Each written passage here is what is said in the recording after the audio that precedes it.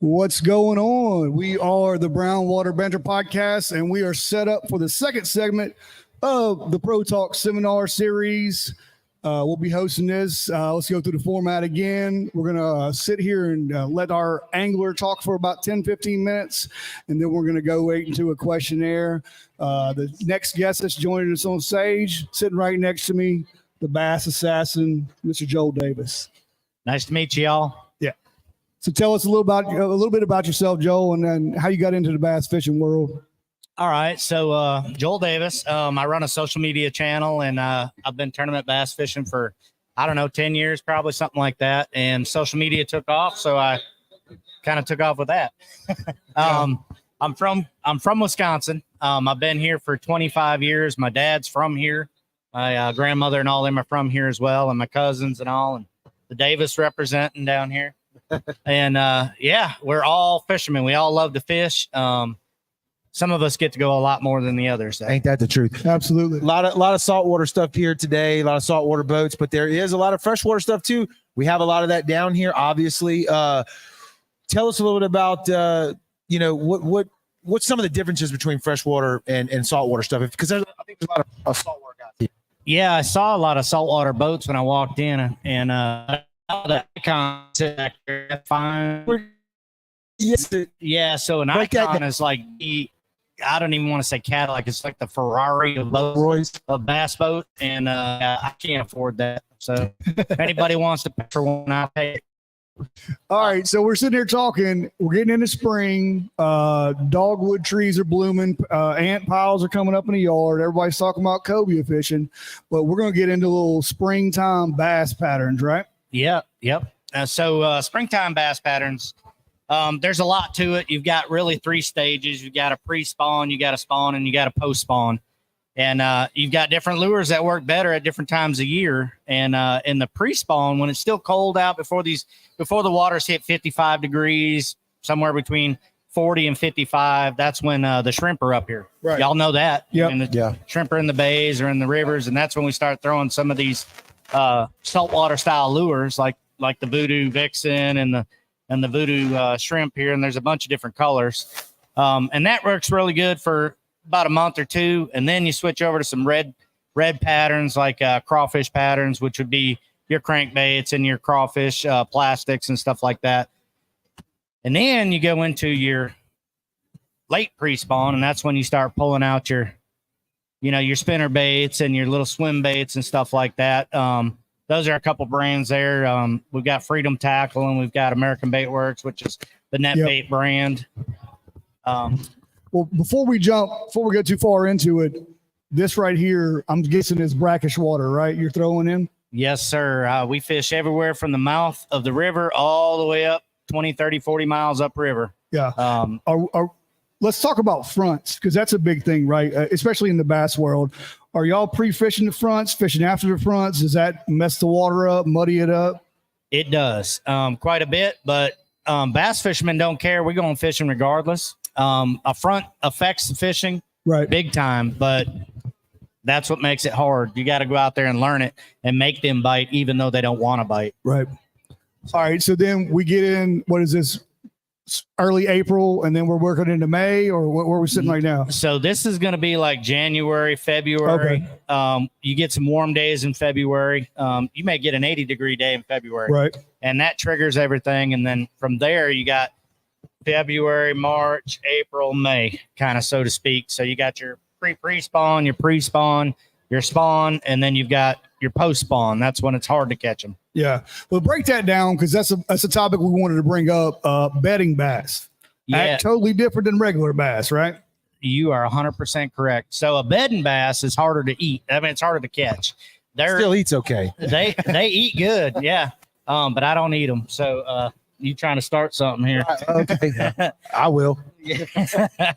So bedding bass, it's a little different. They're more in a protect mode, and they try to kill anything that gets near their bed or run it off, especially blues and purples and whites, because those are the colors of bait fish.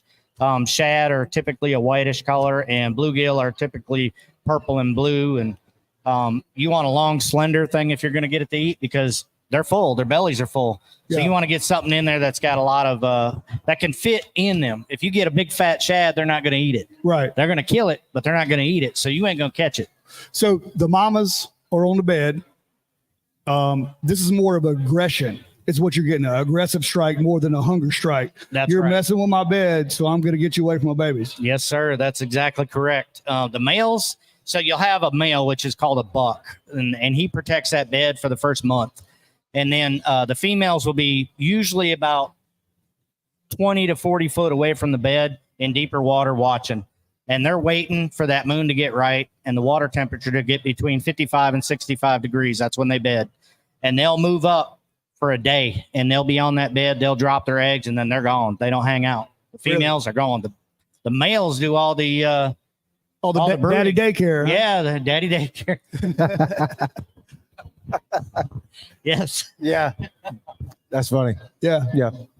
Yeah. So you have a certain opportunity to hit the females and collect and catch them, Right. Because they won't eat most of the time. They're just sitting there watching. They're very lethargic.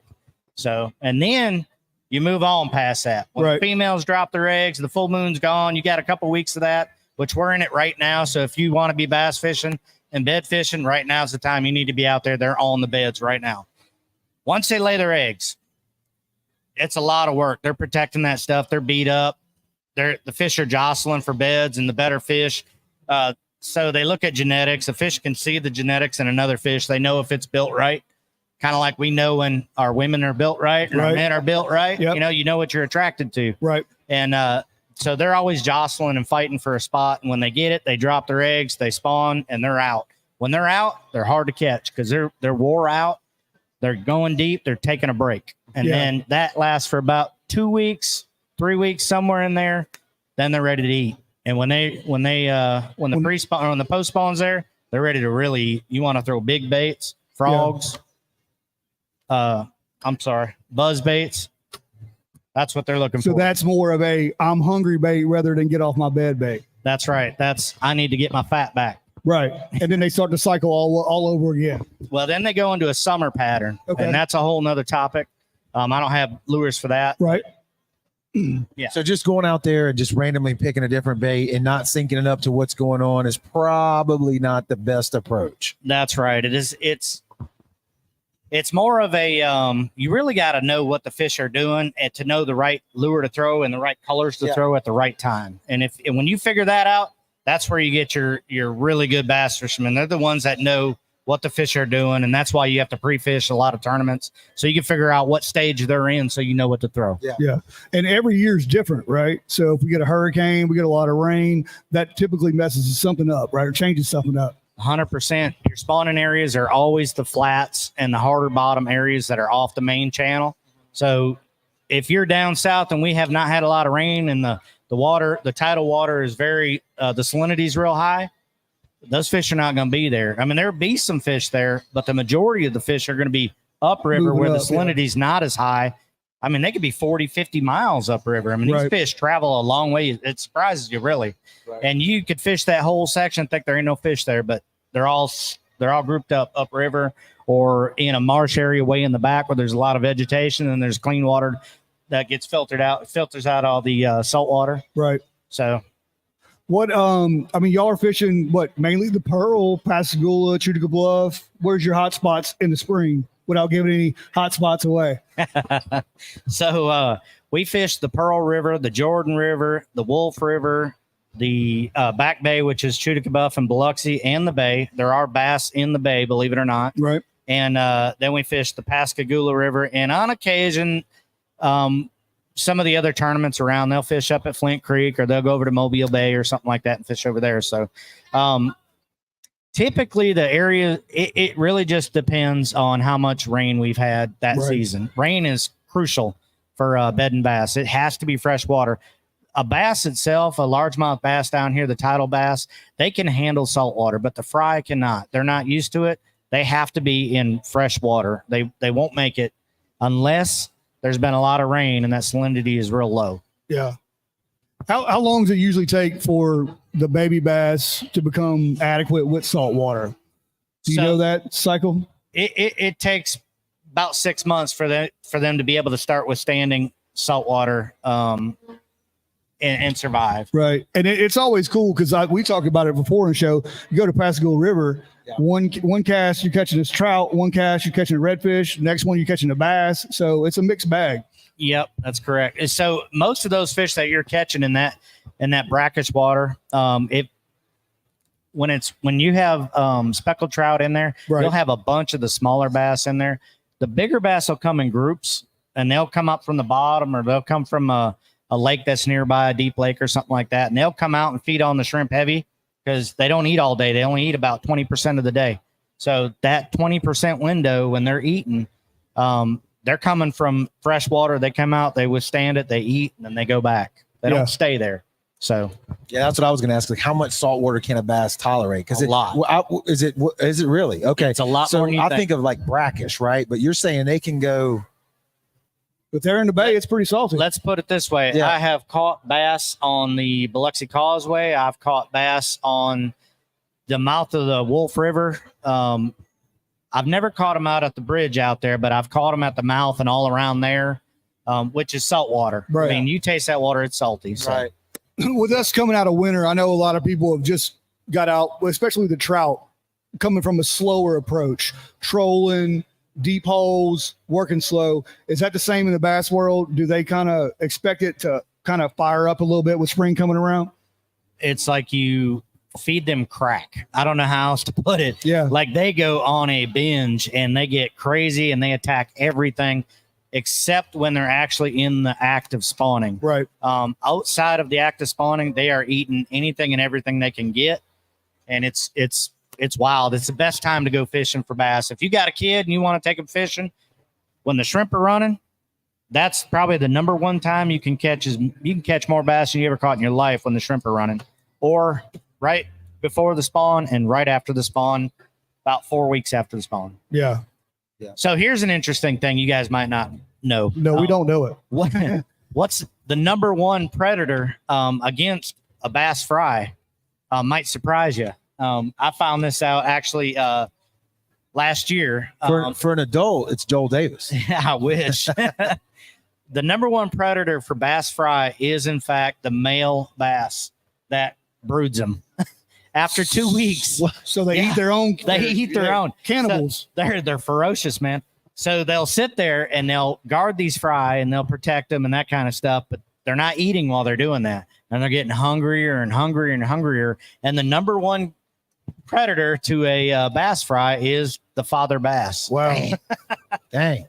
So yeah, rough world. What's the population or the amount of fry that usually survives? Do you know that? I mean, is it?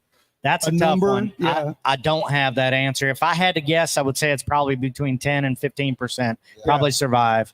And we have an extraordinary bass population down here on the coast, by the way. Right. We really do. So it's the same pattern. We're talking about rivers and stuff like that. When you're pond fishing in the spring, you take the same approach? I do, minus the saltwater plastics. However, there are freshwater shrimp that live in some of these little grass shrimp. And believe it or not, you can catch them on a voodoo shrimp in a pond. Kind of blows my mind because they've probably never seen this shrimp before, but they'll eat it. Yeah. Same presentation, same patterns, everything. Yep. So pretty much. Earlier we were talking with Real Outlaw Charters about saltwater fly fishing and the approach on a fly rod, how it's a little more precise than your typical saltwater stuff. That's one of the biggest things I've noticed when I go fishing and I see like a bass fisherman. Y'all are a lot more precise with your casting, right? Is that something you can speak to about how to, target a specific area versus when we go out, we're just throwing or dropping straight down, right? It's a different approach. Yeah, that's a great question, actually. So your best bass fishermen are the ones that can surprise a bass, right? And because a bass is extremely fickle. Yeah, like they hear, like if you're standing in your boat and you're rocking around back and forth, that fish is going to freak out. It's going to know somebody's there, and it's going to go hide under a log, or it bury itself in the grass, or it's going to go deep. And the best bass fishermen are the ones that can surprise it or sneak up and they don't even know the bass fisherman's there. So. Yeah. So the silent but deadly ones, right? Yep. And I guess that brings up the debate we talked about does having aluminum bass boat versus a fiberglass boat, does that make any change on the noise or anything like that? So I'd be remiss if I didn't mention express boats. Yep. Because I'm in an express. I'm sponsored by Smith Motor Company up in Hattiesburg. They do not have a booth here, but if you are looking for an express bass boat, that's a good place to go. And if you're looking for any of these lures, go check out Rocky at Cedar Swamp. He's not here either, but he's open and healthy. So as far as noise, it really depends. If you're on a very clear water lake, you probably want to be in a fiberglass boat. Right. They're quieter. You got carpet, and SeaDeck is great too, and all the other products similar to it. But a fiberglass boat does not. You don't hear the smack of the water against the boat. An aluminum boat on these rivers, it's always running. It's always noisy. They don't hear you. I mean, so I would say if you're in a river, you're looking for an aluminum boat. I'm looking for an aluminum boat because I'm jumping stumps, right, going over logs. More versatile. Yeah, I'm pushing through a 4-foot wide cut. I mean, I'm making noise.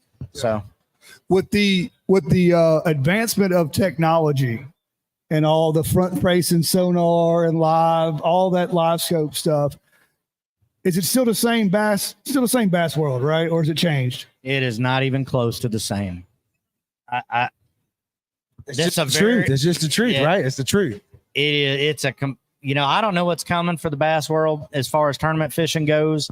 Forward facing sonar has 100% changed the game. You've got 19-year-olds. We had a 19-year-old just win a major bass event. 19 years old. Yeah. He's not cut his teeth in bass fishing, so to speak, in the professional world yet.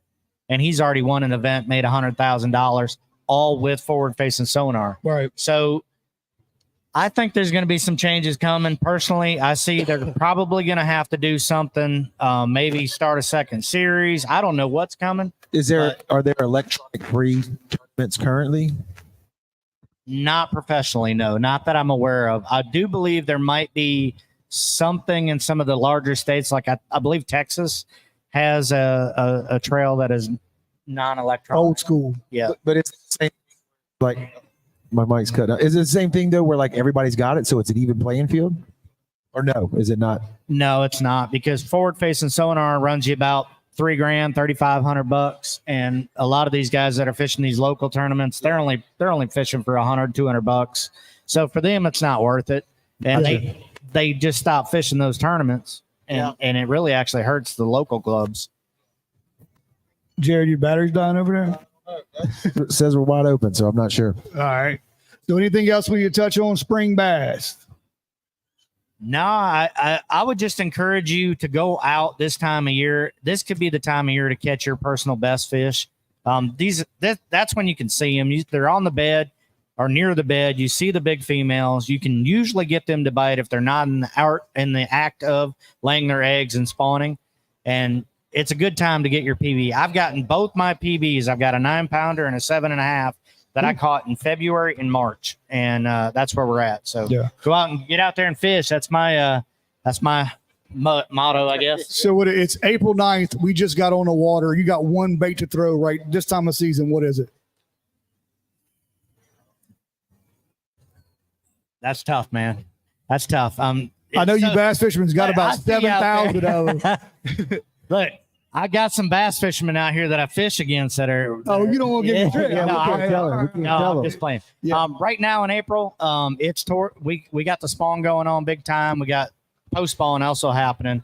I'm going with large baits. I'm going with buzz baits. I'm going with spinner baits, frogs, 11-inch worm.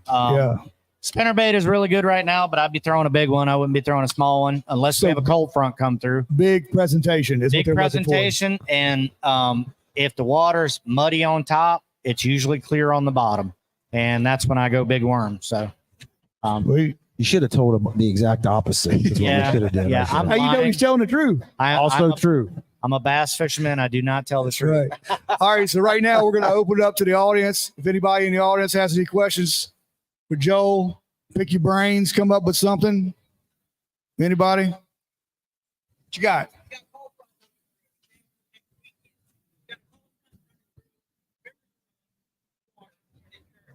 So the question is, let him repeat the question. Just Go ahead. For Go the ahead. Yeah. Go ahead. So your question is, we got a cold front coming through, water's up, water's dirty. What's your presentation? What's your plan to attack that? I'm dragging a worm around. That's what I'm doing. I'm Texas rigging a lizard. I'm dragging a big worm around. And I'm looking for clean water and warm water. That's number one. And where y'all fishing? Pascagoula River. I'm in the marsh. Yeah. I'm in the marsh 110%. Every bend in the marsh has got a deep hole in it. Those big bass are right there because they still want to spawn. So I'm in the marsh looking for clean water, and I'm dragging something big around on the bottom. Well, the high water changes y'all's game 100%. So now you can't get under docks. Now you can't fish the same stumps that you fished last week. So you got to change it all up. That's correct. Also, I noticed your shirt, BBB Outdoors, Zach Rushing. Oh, Zach? Yeah. That's awesome. Zach's a great guy. Yeah. Zach's a great guy. Yeah. And the net bait shirt too, by the way. Yeah. And the Kistler hat. I'm a Halo guy, but I like the Kistler hat. Anything else? Like that All about right, does Joel. it. Well, look, tell us where everybody can find you. Tell us where you're active. If they got any questions for you, tell where we can find you. Yeah, so I'm on Facebook is my number one social media platform. Joel Davis Fishing. You can check me out right here on my logo here. And I'm on YouTube, and I'm also on Twitter. Or no, I'm sorry, TikTok.